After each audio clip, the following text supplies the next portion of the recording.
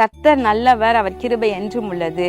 ஆண்டவராகிய இயேசு கிறிஸ்துவின் நாமத்தினால் உங்கள் ஒவ்வொருவருக்கும் அன்பின் வாழ்த்துக்கள். இன்று ஜனவரி 9 வியாழக்கிழமை. பிரியமானவர்களை, இன்று உங்களுக்கு தேவ சமாதானமும் தேவ கிருபையும் பெருகுவதாக. இந்த நாளிலே நாம் தியானிக்கும் வசனம் தானியேல் 12 வசனம். ஞானவான்கள் ஆகாய மண்டலத்தின் ஒளியைப் போலவும் அநேகரை நீதிக்குட்படுத்துகிறவர்கள் நட்சத்திரங்களைப் போலவும் என்றென்றைக்கும் உள்ள சதா காலங்களிலும் பிரகாசிப்பார்கள். ஞானவான்கள் ஆகாய மண்டலத்துல இருக்கிற நல்ல வெளிச்சத்தை போல, ஒளியை போல இருப்பாங்க.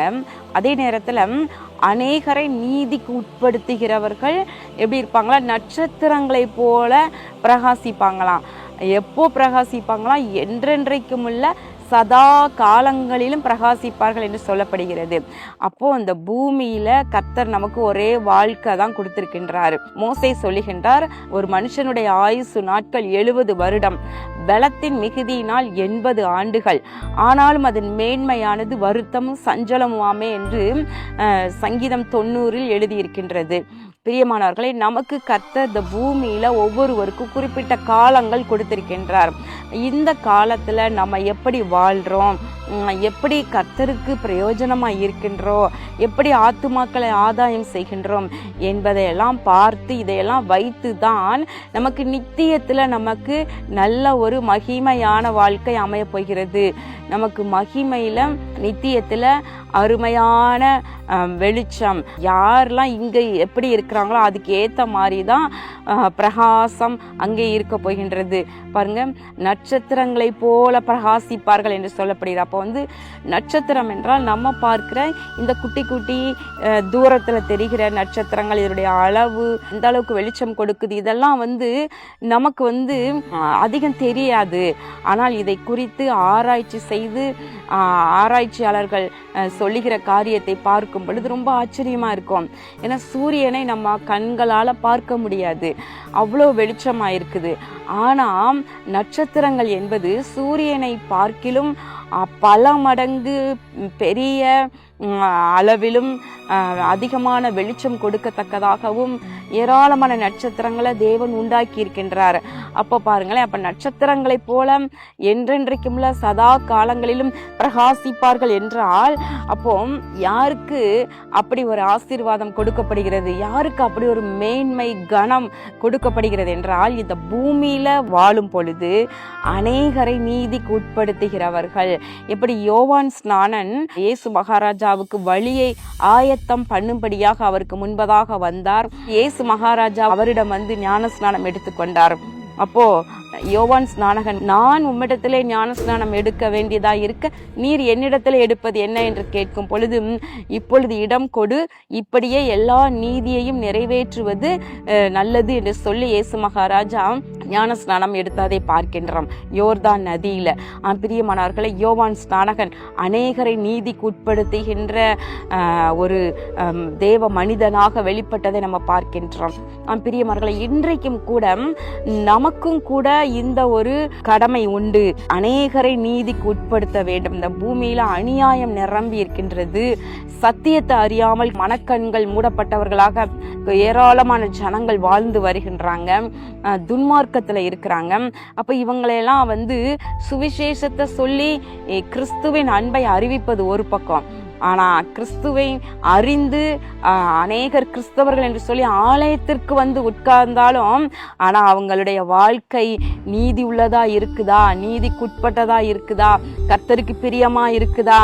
அப்ப அவர்களை எல்லாம், அப்படிப்பட்டவர்களையும் கூட நீதிக்கு உட்படுத்துகின்ற ஒரு ஊழியம், ஒரு வாழ்க்கை நமக்கு வேண்டும்.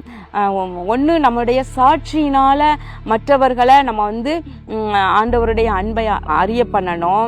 நம்ம கிட்ட நீதி நியாயம் இருந்து சத்தியத்தின்படி நம்ம வாழ்ந்து, எப்படி போதனையினால் அன்றி நடக்கையினாலே உங்களுடைய கணவரை ஆதாயப்படுத்துங்கள் என்று சொல்லி பேதுரு எழுதியிருக்கிறது போல, ஒரு பக்கம் நம்முடைய நடக்கையினாலேயும் மற்றவர்களை நீதிக்கு உட்படுத்த வேண்டும், இன்னொரு பக்கம் சத்தியத்தை தெளிவாக விளக்கி சொல்லி மற்றவர்களை நீதிக்கு உட்படுத்தவும் வேண்டும்.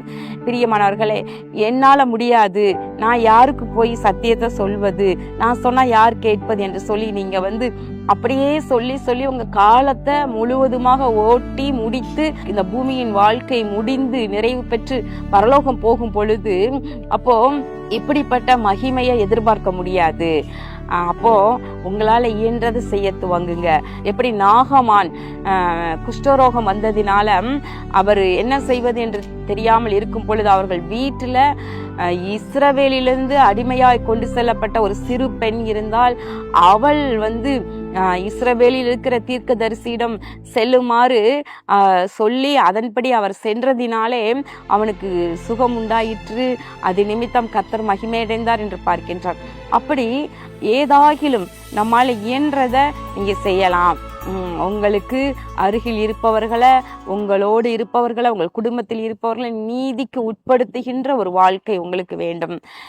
விசேஷமாக நம்முடைய பிளெஸிங் டிவி ஊழியங்கள் அந்த பணியினை தான் பெரும்பாலும் அதிகமாக செய்து சுவிசேஷம் அறிவிப்பது ஒரு பக்கம், ஆனால் இன்னொரு பக்கத்துல சத்தியத்தை சத்தியமாக தெளிவாக போதித்து அநேகரை நீதிக்கு உட்படுத்துகின்ற அந்த பணியை தான் நம்முடைய ஊழியம் செய்து வருகின்றது.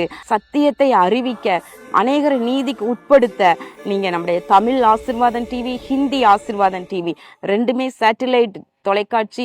இதற்கு அதிக தேவைகள் உண்டு, அதிக ஜனங்களை சந்திக்கின்றது, அநேகரை நீதிக்குட்படுத்துகின்றது. நீங்கள் அநேகரை நீதிக்குட்படுத்த நமது ஊழியங்களோடு நீங்கள் இணைந்து கொள்ளுங்கள். உங்கள் கரங்களையும் நீங்கள் நீட்டி இதற்கு தாங்கி நில்லுங்கள். கண்கள் மூடி ஜெபம் பண்ணுவோமா? எங்கள் அன்பின் பரலோக பிதாவே, இதோ இந்த நாளிலே நாங்கள் தியானித்த வசனத்தின்படி அநேகரை நீதிக்கு உட்படுத்துகிறவர்கள் ஆகாய மண்டலத்தில் உள்ள நட்சத்திரங்களைப் போல என்றென்றைக்கும் உள்ள சதா காலங்களிலும் பிரகாசிப்பார்கள் என்று எழுதியிருக்கிறபடி கர்த்தாவே, உம்முடைய பிள்ளைகள் அநேகரை நீதிக்கு உட்படுத்துகிறவர்களாக இந்த புதிய ஆண்டிலே செயல்படுவதற்கு நீர் கிருபை செய்தருளும்.